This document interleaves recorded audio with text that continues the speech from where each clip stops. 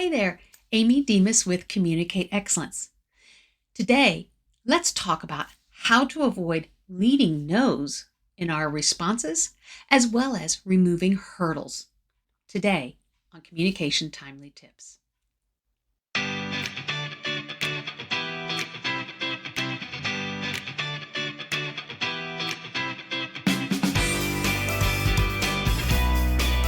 All right, I know sometimes our clientele ask us questions that the most direct answer is no.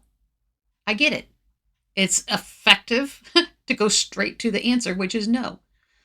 But a no in that client relationship a lot of times is not received well. And especially if it's on the phone when all we have is what we can hear and not what we see. So let's talk about a few of the common ones I hear and how do we switch that? Now, I understand when I tell you these things, it's going to feel a little bit like Yoda on Star Wars, where it feels like try we must and feels a little backwards. But it sounds so much nicer to those who are listening to the response. Here are a couple common ones. Are you open on Fridays, Saturdays, Sundays, whatever day that may be? The most direct answer for many of us is no, we're not. Phew, okay. Now, some of us have softened it a bit and go, unfortunately, no. But see, that's still a no. Let's flip it. Let's do what we can do. Are you open on Fridays? We currently see patients Monday through Thursday. See, you've answered with what you can do, as opposed to the no and what you don't. Another common one is, do I need a referral? And the most direct answer is, no, you don't. But that is, again, harsh, and it has that negative connotation. So when we hear, do I need a referral? We can say, great news, you don't need one. And see, now we've agreed with them and given them a positive thing. Other things that tend to come up, and we either hold those hurdles up instead of removing them, is when people ask about money and insurance. So let's think about insurance. Are you in network with my plan? Instead of saying, no, we're not, you may say, while we're not in network with them, we do accept all insurances and file for you and work to maximize your benefits.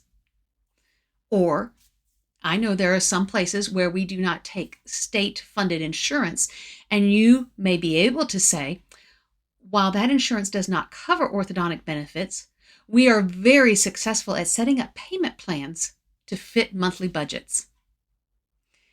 That leads me on into a cost question. Can you tell me how much that costs? A lot of times, no, we don't quote on the phone. Or, no, I can't. No, I don't know how much it costs. Each of those do not sound authentic. One, it's an abrupt no. Two, a lot of times basically the ranges of your treatment. But I don't want you going in and saying, no, I can't do that, or giving this big bottom line number range of, it can be anywhere from 3 to 10,000. Don't CYA that. I want you to break it down and remove the hurdle. Go to the affordability. And what you can say is, your investment's going to be unique to your solution, but what I can tell you is we're very successful at setting up payment plans to fit monthly budgets. Now, if they press you and say, can you tell me how much that is? I want you to feel confident in being able to say, we can get down payments as low as and monthlies as low as. That needs to be agreed upon with your team. But for those who are pushing you, it gives a solution. It's the removing of hurdles and saying what you can do. So in summary, we want to make sure that we are removing those hurdles because not many of us are high hurdle jumpers. And we want to avoid the leading no's. Flip it. Think about Yoda. Think about ways that you can agree with them or say what is possible instead of what isn't. Each of these are providing a nicer, softer, more polite way of answering those tough questions. Give it a try. Let me know how it goes. And go communicate excellence.